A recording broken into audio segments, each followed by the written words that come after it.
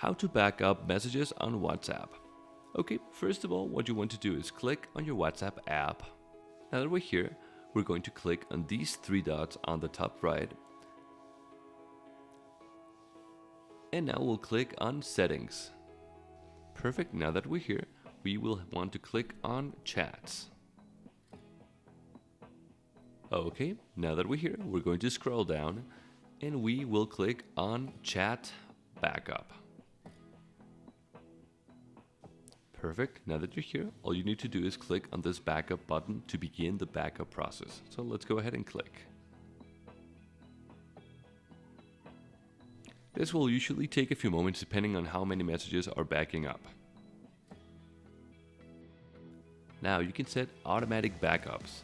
So if you click here, you can see you can set them on daily, weekly, or monthly, or never. I usually choose daily. And you can also choose to include videos. If you do so, your files will be much larger. I usually choose not to.